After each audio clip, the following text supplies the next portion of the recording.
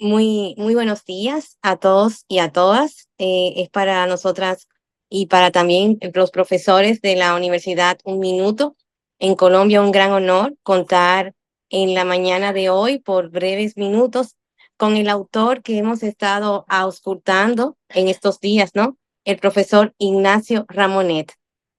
Así que muchas gracias, profesor, por estar aquí de parte de la profesora María Deila Gaviria de Economía, Juan Carlos Ocampo de Trabajo Social y quien le habla, Elvira Lora.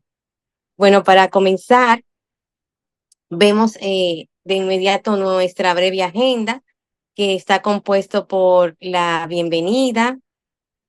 Vamos a hablar un poquito sobre usted, profesor, a través de sus frases más icónicas y vamos a tener unas breves palabras. Luego entonces vamos a compartir las impresiones, conclusiones y reflexiones. Sabemos que usted está muy poquito de tiempo, pero tenerlo aquí es un gran honor. Bueno, Ignacio Ramonet es un destacado periodista, escritor español, nacido el 5 de mayo de 1943 en Redondela, Galicia.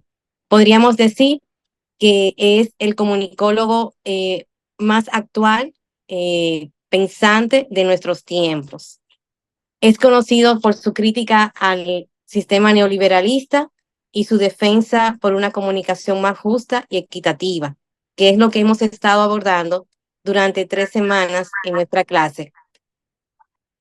Ha sido director también de la revista francesa Le Monde Diplomatique y cofundador de la organización ATTAC, Asamblea para la Trata Justa de los Comercios y Ayuda a los Trabajadores.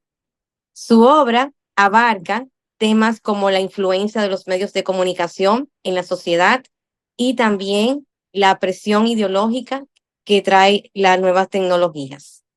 Para conocer al profesor Ramonet, bueno, podemos ver brevemente frases icónicas de él. De la tiranía de la comunicación, 2007, compartimos. Querer informarse sin esfuerzo es una ilusión que tiene que ver con el mito publicitario más que con la movilización cívica. Informarse cansa y a este precio el ciudadano adquiere el derecho de participar inteligentemente en la vida democrática. De la catástrofe perfecta nos dice, el informativo televisado estructurado como una ficción no está hecho para informar, sino para distraer. Cómo nos venden la moto en 2003 junto a Noam Chomsky nos señala, en un mundo pilotado cada vez más por las empresas colosales que obedecen únicamente a la lógica comercial fijada por la Organización Mundial del Comercio, OMC, y en el que los gobiernos parecen un tanto desbordados por las mutaciones en marcha, se puede estar seguro de que la democracia será preservada y de la era del conspiracionismo 2021, que es la que hemos estado compartiendo y en la semana pasada hicimos las presentaciones, señala, serán necesarios largos años antes de que los valores del cual se apoya en la verdad y la autenticidad morales se impongan y se lleven por delante el cinismo político, pero al final siempre acabarán venciendo. De inmediato paso las palabras al profesor Ocampo, quien nos hablará brevemente de la era del conspiracionismo, Trump, el culto a la mentira y el asalto al Capitolio. Muchas gracias, profesora Elvira Margarita. De ese texto voy a permitirme leer el primer párrafo de donde el profesor Ramonet plantea que Trump es el maestro del relato. Y lo leo textualmente. Altanero, megalómano, vanidoso, el triunfador republicano jamás imaginó que podría perder la elección presidencial el 3 de noviembre del 2020. Cuando eso se produjo, el choque psicológico fue brutal. No lo advirtió. Se negó a aceptar la realidad. Y como lo había hecho con otros temas, prefirió seguir creyendo sus propias mentiras. Pensó que también esta vez acabaría por imponer su falso news, su fake news, que tanto hemos hablado en las exposiciones, en lugar de la verdad. En sus redes sociales empezó a alimentar a sus entonces 153 millones de seguidores con relatos y narraciones de un genocidio electoral. Eso es lo que mejor representa el profesor Ramonet del personaje en cuestión que plantea en el texto el conspiracionismo. Siga, profesora Elvira, en la programación que tenemos. Sí, bueno, pues sin más preámbulos, solicitamos a la profesora Carla que por favor quite la presentación para escuchar las breves palabras que tiene a estudiantes de Un Minuto de Colombia, como también de la Pontificia Universidad Católica Madre y Maestra, el profesor Ignacio Ramón. Muchas gracias, profesor. Primero, ante todo, querida Elvira, agradecerte por esta iniciativa. Esto confirma la admiración que tengo por ti, por tu conocimiento, tus trabajos, la intensidad de la obra que estás desarrollando. Quiero enviar ante todo un saludo a los profesores, las profesoras, los colegas, tanto en República Dominicana como en Colombia, por haber dedicado un tiempo a trabajar sobre este libro. Y un saludo también muy especial para los estudiantes y las estudiantas, tanto dominicanas como en Colombia, evidentemente. Bien, desgraciadamente no dispongo de todo el tiempo que hubiese querido para quedarme con vosotros, pero tengo una agenda esta mañana un poco complicada. Pero lo que quiero decir es que me alegro mucho que le hayáis consagrado tiempo a este libro, ¿verdad?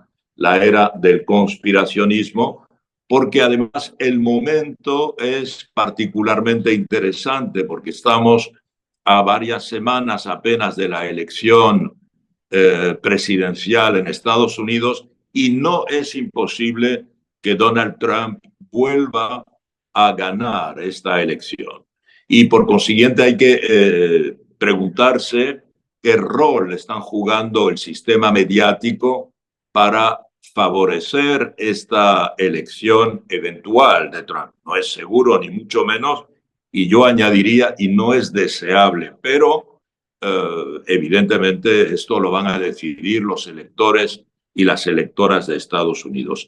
Este libro ha tratado de explicar a través de su título, La era del conspiracionismo, qué es esto que se está creando desde que se desarrollaron las redes sociales para que hoy precisamente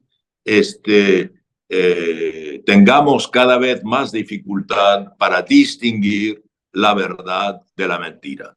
Las redes han creado un nuevo sistema informacional, un sistema en el que, de hecho, las instituciones mediáticas ya no tienen la importancia que pudieron tener hasta hace muy poco. Cuando hablo de instituciones mediáticas son lo que llamábamos antes los medios dominantes. La prensa escrita, la radio y la televisión no tienen el poder prescriptivo, el poder referencial que tenían hasta hace poco. Hasta hace poco lo que afirmaba la prensa era como palabra de evangelio, o lo que afirmaba la televisión, en particular la televisión en los últimos 30, 40 años, porque era el medio dominante con una capacidad excepcional a imponer sus verdades, aunque no fuese la verdad, digamos, compartida por todo el mundo, pero se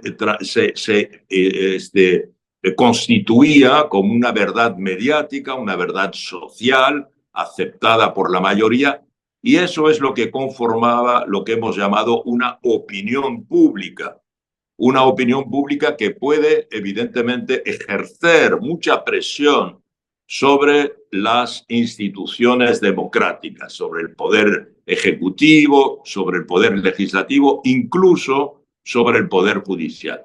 Eso ha cambiado radicalmente desde hace unos 15 años en particular.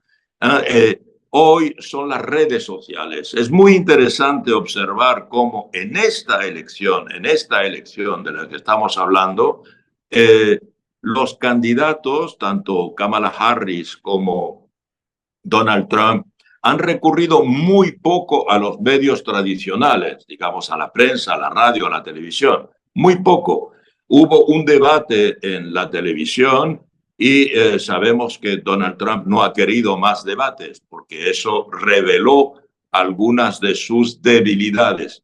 Pero no por eso han pasado por la televisión, ni siquiera Kamala Harris, que ha dado recientemente una entrevista muy hostil en la Fox, ¿verdad?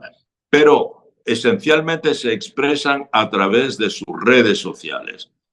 Sabemos que Trump tiene unos 150, 160 millones de seguidores y esto es un capital comunicacional muy superior a lo que le podrían aportar cualquier canal de televisión. En Estados Unidos no hay ningún canal de televisión que para una emisión, digamos, política o una emisión de información como los noticieros sea capaz de convocar a 20 o 30 millones de telespectadores. Como digo en el libro, los 4 principales noticieros de la tarde cada día juntos apenas consiguen convocar a unos 30 millones en total, 30 millones de telespectadores, lo cual para un país de 350 millones de habitantes no es casi nada. En cambio, Trump tiene 157 o 160 millones de followers, de seguidores en sus redes. Con eso es capaz de comunicar mucho más que antes. Esto es un cambio copernicano. Hoy estamos en sociedades, estamos en un momento comunicacional en el que una persona con sus redes, sin pasar por instituciones del Estado, sin pasar por instituciones mediáticas privadas que necesitan muchos millones de dólares para existir, una persona con sus redes puede dirigirse a centenares de millones de seguidores. Como ustedes han visto, hace unos días se supo que actualmente hay una persona en el mundo que es capaz, a través de sus redes, de dirigirse a 1.000 millones de personas. 1.000 millones de personas. Esto es algo inconcebible. Ningún canal de televisión tiene capacidad de dirigirse a 1.000 millones de personas. Ni siquiera la emisión digamos, el programa que más audiencia tiene en el mundo, que es el Super Bowl, la final del campeonato de fútbol americano en Estados Unidos, y que apenas convoca unos 100 millones de telespectadores a través del mundo, a través de Estados Unidos, 100 millones. Hoy hay una persona que puede dirigirse a 1.000 millones de seguidores. Esa persona, como ustedes saben, es el futbolista Cristiano Ronaldo. Cristiano Ronaldo es la primera persona en el mundo que tiene 1.000 millones de seguidores. Evidentemente no estamos hablando de una personalidad política, sino una personalidad, digamos, social, periodista. Pero este sistema en el que cada persona ahora puede ser periodista o puede dar información o puede difundir información, crea esto de lo que estamos hablando, o sea, un sistema en el que no es posible prácticamente distinguir qué es la verdad y qué es la mentira. En el libro yo recuerdo lo que pasó el 3 de abril del 2017. Ese día, la revista semanario estadounidense que se llama Time publicó en primera plana, con una puesta en escena muy dramática, esta información. Ha muerto la verdad. Y lo publicaba un semanario, o sea, una institución mediática que decía que a partir de ahora ese semanario, que fue en una época una gran referencia, ya no lo es hoy, porque hoy no hay nada en la prensa escrita que sea una gran referencia, pero Time sigue siendo una referencia cuando impone la personalidad del año o cuando establece un análisis que puede tener su influencia en algunos medios. Pero la verdad es esa. Hoy, cada uno de nosotros que estamos aquí en este intercambio, cada uno de nosotros tenemos decenas de miles de seguidores.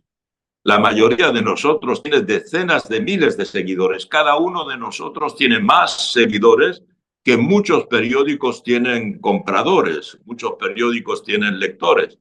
Y por consiguiente esto ha creado una confusión para saber efectivamente cuál es la referencia, a quién debemos referirnos para saber que esto que se está diciendo sí es verdad y no es mentira. Bien, esto es lo que Trump ha contribuido a confundir, ha contribuido a crear una especie de confusión. Él es el que inventó esta idea de la verdad relativa o los hechos relativos, en el que una verdad puede ser válida para un grupo, pero él puede afirmar su verdad, como dice él, ustedes tienen sus datos, yo tengo los míos, ustedes tienen su versión, yo tengo la mía, y la mía vale tanto como la tuya. Entonces, desaparece la referencia científica a la verdad y los ciudadanos se encuentran en una situación en la que no saben precisamente si hay una verdad referencial fuerte. Trato de explicar en el libro cómo se ha llegado a eso, por qué razones comunicacionales, por qué razones del funcionamiento de la información, como estoy diciendo aquí, pero también por razones que tienen que ver con la crisis de la ciencia, con la crisis de la democracia, con la crisis de la información, con la crisis social. ¿Por qué en Estados Unidos son las clases medias blancas las que más apoyan a Trump? ¿Por qué razón las clases medias blancas hoy están perdiendo, están hundiéndose en la pobreza? Esto es un dato general desde el punto de vista sociológico. Las clases medias a través del mundo, esas clases medias que se crearon sobre todo después de la Segunda Guerra Mundial, masivamente salieron de la pobreza en Europa, en América del Norte, en muchos países de América Latina. Esas clases medias que crearon sistemas políticos moderados, precisamente evitaron el choque entre la minoría que posee todo y la mayoría que no posee nada. Al aparecer las clases medias se crea como un colchón, un edredón que evita el choque y se crean sistemas políticos más moderados, que fue un poco la gran característica sociopolítica de estos últimos 80 años. Eso está desapareciendo como consecuencia de los excesos del neoliberalismo, una corriente económica, pero también ideológica, que se desarrolló a partir de 1980. En el libro se explica eso. ¿Por qué hay más consumo de drogas? ¿Por qué hay consumo de calmantes? ¿Por qué hay consumo de antidepresores? Se trata de explicar el aspecto psicológico individual, el aspecto sociológico, el aspecto político y el aspecto comunicacional. Este es el objetivo, querida Elvira, que he tratado de desarrollar en este libro. Muchísimas gracias, profesor Ramonet, por sus palabras. No sé si tenga tiempecito para que uno o dos estudiantes le formulen una pregunta. Claro que sí, por favor. Ok, vamos, profesor Ocampo, allá en Colombia. Que si hubo algún desafío particular que usted como escritor y como comunicólogo vivió al escribir este texto. Bueno, es una excelente pregunta. El desafío era entender, como trato de explicarlo al principio, entender cómo se produjo el asalto al Capitolio. Ustedes deben entender que en Estados Unidos nunca había ocurrido algo semejante al asalto al Capitolio. Estados Unidos es una democracia que tiene más de 2 siglos y a lo largo de estos 2 siglos nunca ha habido una tentativa de golpe de Estado, cosa que conocemos mucho en otros países, ya sea países del sur de Europa, del Mediterráneo o países latinoamericanos, donde hay frecuentemente, o había en todo caso, golpes de Estado militares, tomas de poder, no reconocimiento de los resultados. Eso no había ocurrido en Estados Unidos. Como decenas de miles de ciudadanos armados asaltaron el símbolo de la democracia americana, el Congreso, para evitar el reconocimiento de la victoria de Joe Biden y confirmar a Donald Trump como presidente reelecto para que se mantuviera en el poder. El desafío era ese. ¿Qué pasó en Estados Unidos para que algo que nunca había ocurrido ocurra ahora? ¿Cómo es posible que de repente miles, decenas de miles de ciudadanos venidos de un poco todo el país se lanzaran al asalto que provocó varios muertos y provocó centenares de heridos, y también con la intención de linchar o de matar, de asesinar a dirigentes del Partido Demócrata, incluso dirigentes del Partido Republicano, el partido de Trump, en particular con el vicepresidente, que querían también ejecutar? Ese era el desafío, y eso es lo que he tratado de contestar, de responder a ese desafío en este libro. Buenos días, señor Ramonet. La pregunta es la siguiente. ¿Qué piensa usted sobre cómo pueden las sociedades reconstruir la confianza en las instituciones democráticas y los medios de comunicación? Bien, también excelente pregunta, muchas gracias. Es hoy día lo que constatamos a través del mundo, en los estudios, en los sondeos, en las encuestas, es que la mayoría de los ciudadanos no cree en, digamos, la objetividad de los medios, no cree en la objetividad de los medios, ni en la prensa escrita, ni en la radio, ni en la televisión, ni en las redes sociales. Hay una desconfianza. En el libro yo hablo de desconfianza epistémica, un poco lo que está ocurriendo con la ciencia también. Yo cuento en el libro que un filósofo francés, Michel Foucault, dice que la verdad tiene una historia. Hay 2 tiempos en la historia de la verdad. Durante milenios, hasta el siglo XVIII, digamos, la humanidad creyó en un tipo de verdad que Michel Foucault califica de verdad rayo. Una verdad que se manifiesta en un punto preciso de la geografía, con una persona precisa, un individuo preciso y en un momento preciso del año.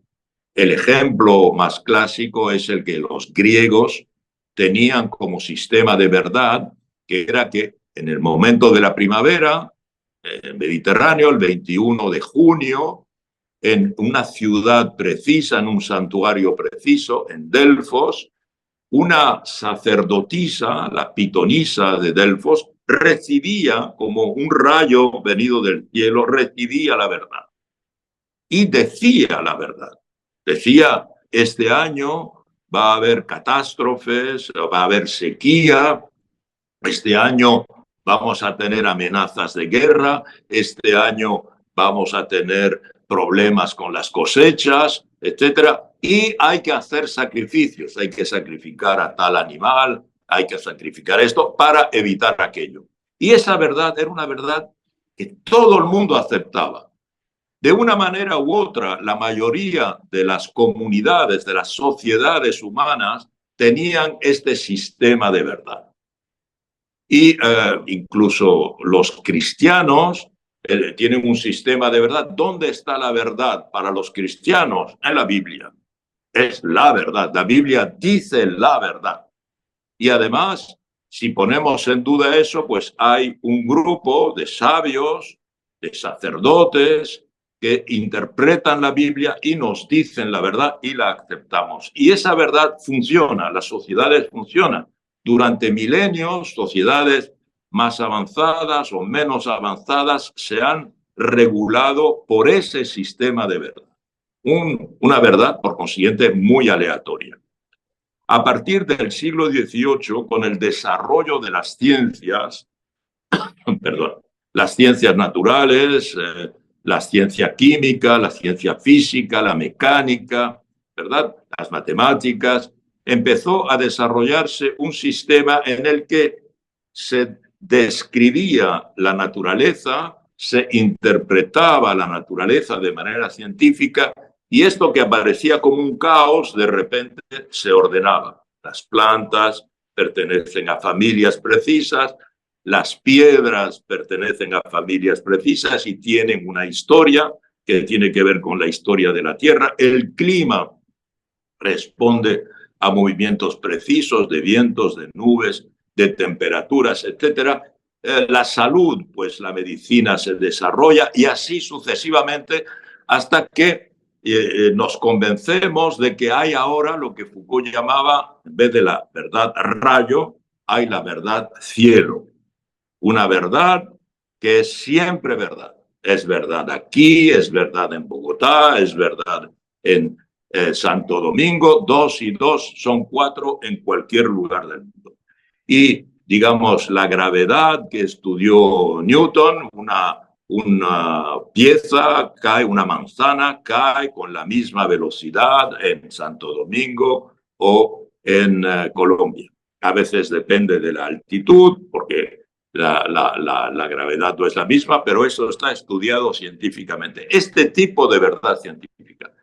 Hoy en día, esta verdad científica también está puesta en causa. ¿Por qué? Porque la ciencia y en particular el método de producción, el desarrollo de la industria, que fue la consecuencia de estos avances científicos, ha producido una serie de consecuencias que están creando el cambio climático. Y el cambio climático es la mayor amenaza que tiene la humanidad, porque hay ahora sequías como no habíamos visto nunca, hay ahora tempestades, huracanes como no habíamos visto nunca, hay ahora toda una serie de catástrofes, de extinciones de animales que desaparecen por causa de estos cambios climáticos y también movimientos humanos, porque las sequías o los accidentes que se provocan por el cambio climático obligan a las personas a moverse,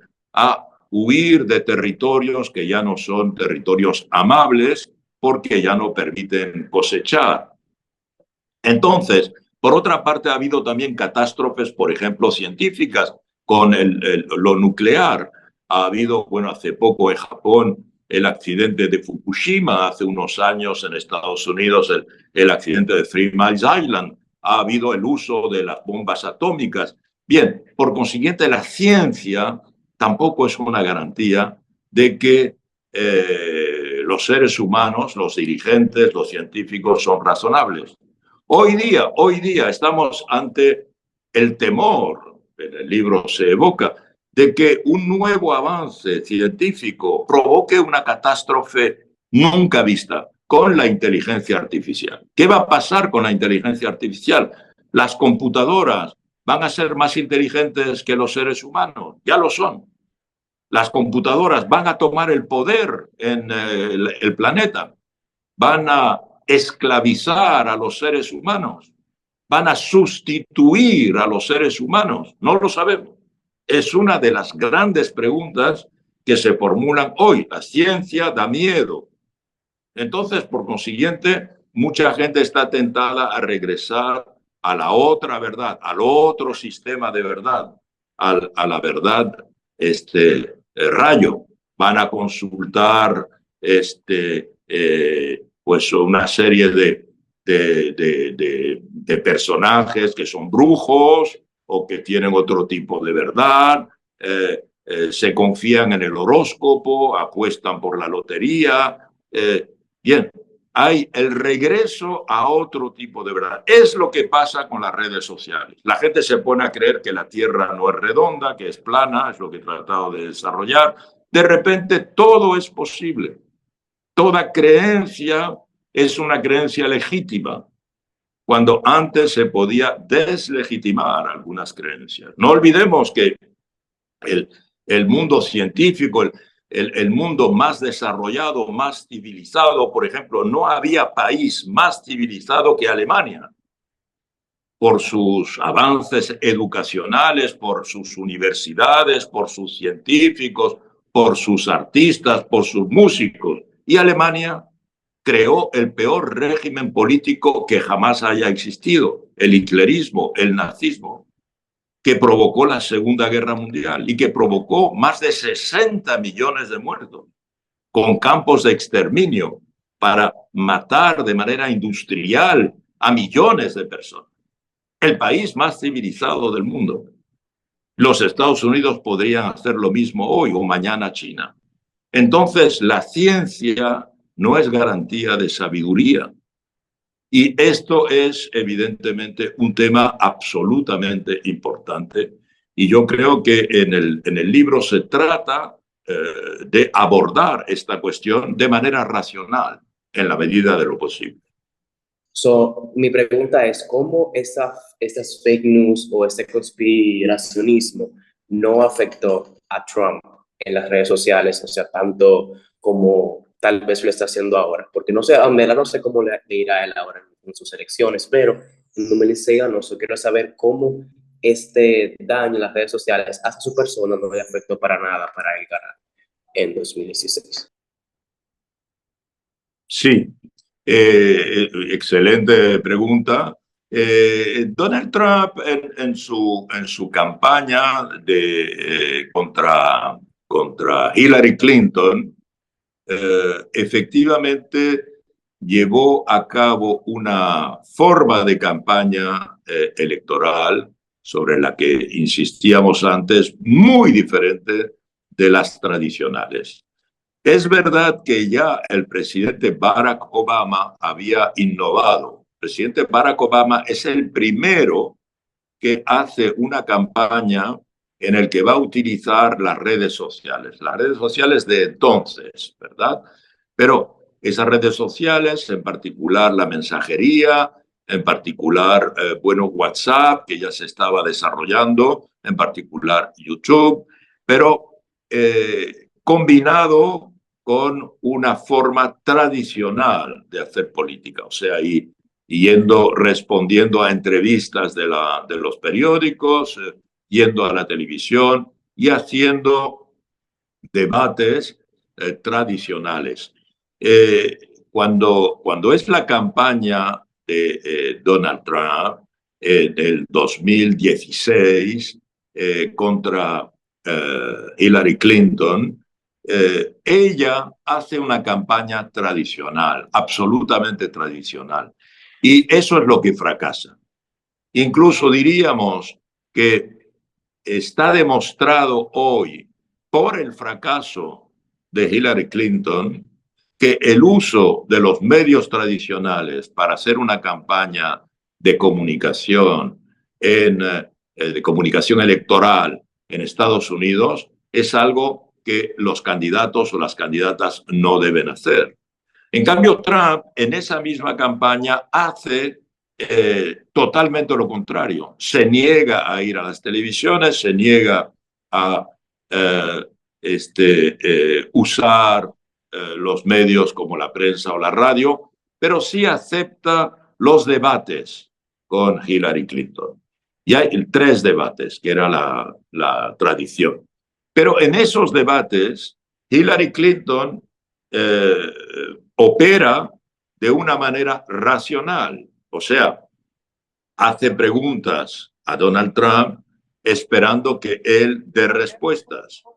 Y Trump no responde a ese. Trump es irracional. Trump no puede, en ese caso, al contrario, Trump contesta y le contesta las preguntas con temas totalmente diferentes. Por ejemplo, le dicen, no, tú eres una pedófila, tú lo que tienes que estar es en la cárcel. Primero la tutea, no le dice usted. Y luego le lanza acusaciones que no tienen que ver con la pregunta que hace Hillary Clinton. Si Hillary Clinton le pregunta, ¿qué piensa hacer usted, señor Trump, para disminuir el número de personas sin empleo en Estados Unidos? La respuesta de Trump no es voy a hacer tal política, no, la respuesta es tú lo que tienes que estar es en la cárcel, porque eres una criminal, porque eres una pedófila, porque tú lo que quieres es únicamente abusar de niños. Entonces, evidentemente, Hillary Clinton no sabía cómo contestar a este tipo de posiciones. La idea de Trump es que un debate no está hecho para contestar, un debate está hecho para atacar. Y las redes son un mejor medio para atacar que los medios tradicionales. A Trump le interesa el escándalo, la exageración, la brutalidad, desestabilizar a su rival. La que consiguió contestarle fue Kamala Harris. Kamala Harris estuvo mucho más, perdón, inteligente que Trump, porque se burló de él. Cuando él hacía cualquier ataque, ella reía, no se lo tomaba en serio, no le contestaba, reía y le decía, ni usted se puede creer esa enormidad, esto no se lo cree nadie, etcétera, y se burlaba de él. Eso es lo que hizo que él perdió el debate con Kamala Harris. Por primera vez perdió un debate y no quiso hacer más debates. Entonces Trump sí es un genio de la comunicación, no cabe duda, pero de una comunicación que no tiene contenido. Es una comunicación con significante, pero sin significado. Lo que Trump quiere que quede finalmente cuando la gente se vaya a referir a su intervención es que él fue brillante, que tuvo gestos, que tuvo chistes, que tuvo palabras que impactaron, pero nadie es capaz de hacer un resumen de lo que dijo, porque no tiene literalmente ni pies ni cabeza. Muchas gracias, profesor Ramonet. Entendemos su agenda, que verdad que sigue, ha estado en México, en un importante congreso de una de las primeras entidades que estudia la comunicación en América Latina. Y sabemos que pronto lo vamos a tener en República Dominicana, así que ahí Así también es. estaremos mirando. Muchas gracias, querida Elvira. Un abrazo muy fuerte para ti y un saludo para todos y todas las personas que han intervenido en este call.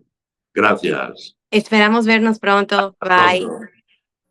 Muy buenos días para todos, profesora Elvira Margarita, a todos los estudiantes de la Pontificia Universidad Católica Madre y Maestra, a todos nuestros estudiantes de Uniminuto. Este curso COIL, que fue pues casi una locura, todos los jueves de casi un mes, una experiencia realmente espectacular, y lo hicimos alrededor de esta cuestión de la verdad, de la búsqueda de la verdad. Sin duda la desinformación ha sido una herramienta clave para la estrategia política que ha afectado la percepción pública y ha fomentado la polarización. Este fenómeno no solo afecta la confianza de la sociedad en las instituciones, sino que ha transformado el paisaje mediático, donde la veracidad y la objetividad son cada vez más cuestionadas, como nos lo decía el profesor Ramonet. Y como lo decía también la profesora Elvira Margarita en alguno de los libros del profesor Ramonet, que informarse realmente es una labor muy agotadora, que realmente estar bien informado, que estar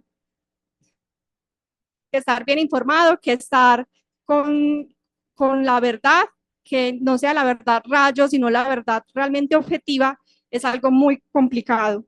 A lo largo del curso se ha evidenciado como la manipulación de la información ha permitido a ciertos actores políticos consoliden su poder mediante el miedo, la desconfianza y los apasionamientos o fanatismos. Hemos visto como los nichos de estos políticos han hecho cosas tan tremendas como la toma del Capitolio y como y aquí también en Colombia, imagino que en República Dominicana, ha también pasado cosas que nosotros no nos imaginaríamos que pasarían. Un papel, las redes sociales han jugado un papel fundamental en la difusión de noticias falsas, en la difusión sin un filtro crítico. Este entorno ha creado un ecosistema donde la verdad se diluye, generando un terreno fértil para la polarización y los extremismos. Desde un punto personal, realmente me gustó esta actividad. Empecemos por ahí.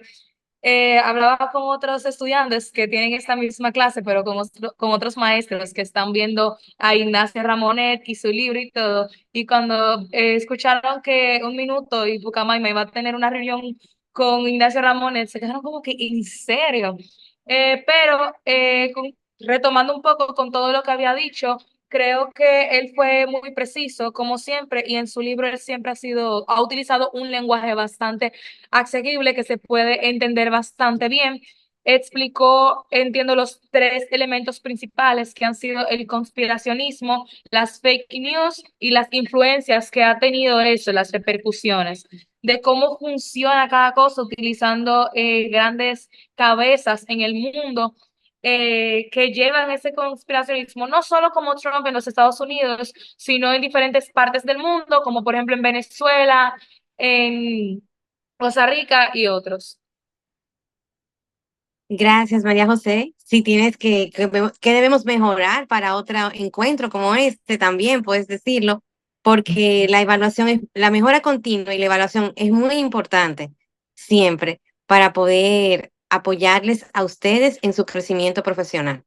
Ok, tal vez el tema del tiempo, entiendo que eso realmente fue algo, no fue algo planeado, teníamos un poco más tiempo para poder preguntar, para poder hablar y resolver dudas. Creo que podemos mejorar eso un poquito del cronograma, pero en general creo que esto es una actividad bastante fructífera de la que le pudimos sacar bastante provecho. Entonces, sí, no tengo quejas más que eso. En personal, creo que fue una actividad muy productiva durante este último mes y en lo personal pues aprendí mucho. Dos cosas pues que resalto, aparte pues del aprendizaje que se tocaron pues temas muy interesantes como la información y eso, también el intercambio cultural que hubo pues entre ambas naciones, asimismo pues con el profesor Ramonet. Y también pues ya a modo más teórico, creo que podemos concluir de que hoy en día quien tiene la información digamos que tiene cierto poder y cierta influencia, ¿cierto?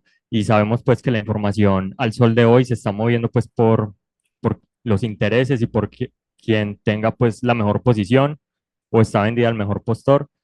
Y es muy importante pues que personas como el profesor Ramonet y estudiantes como nosotros pues se interesen en este tema porque creo que poco a poco y se puede emprender un cambio generacional en cuanto a qué tipo de información vamos a consumir y educarnos también para consumir información y dar esa misma información como profesionales en un futuro.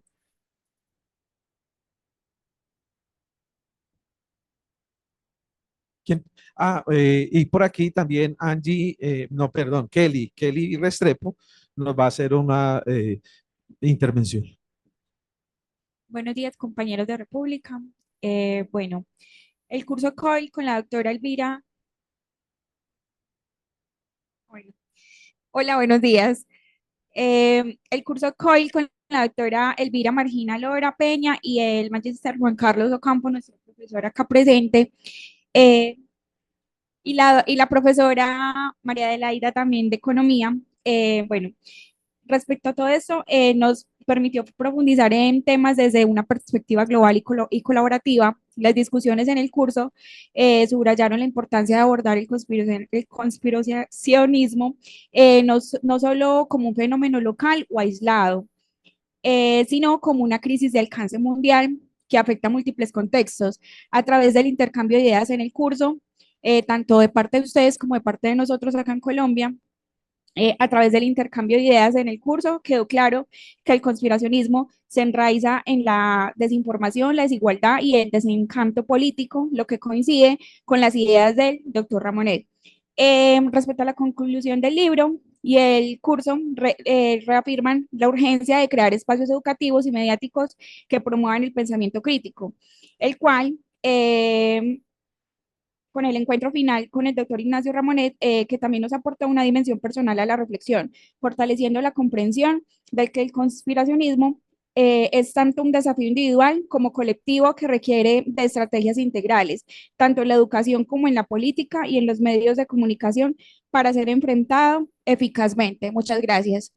Yo terminaría haciendo una conclusión, pero esa conclusión es haciendo la invitación a que recuerden el conversatorio que yo dirigí acerca de las voces de la globalización contra la globalización, que ustedes se permitiesen la posibilidad, tanto los estudiantes de aquí como los estudiantes de República, la oportunidad de mirarlos. Son 7 videos que participan muchas personas muy conocedoras, muy versadas, entre ellas el profesor Ignacio Ramonet, con posturas muy críticas y muy acertadas en todo este proceso. Entonces, que quede como invitación a que en algún momento puedan hacer lectura visual de cada uno de esos videos. Muy bien, pues profe, despedimos, ¿verdad?, esta actividad. Muchas gracias a todos y todas. Nosotros por aquí vamos a seguir, el cuatrimestre continúa, no sé por allá. Sé que nos vamos a ver pronto, ¿verdad, profe? Ojalá, y usted recuerde que aquí Medellín está abierta para cuando usted quiera venir. Gracias. Y alguno de los estudiantes de allá también. Sí, muchas gracias. Bueno, mi profe, muchas gracias, felicidades, que estén muy bien. Bye. Adiós. Gracias. Chao, chao. Gracias. Chao. Bye, bye. Bye. Bye. Ay.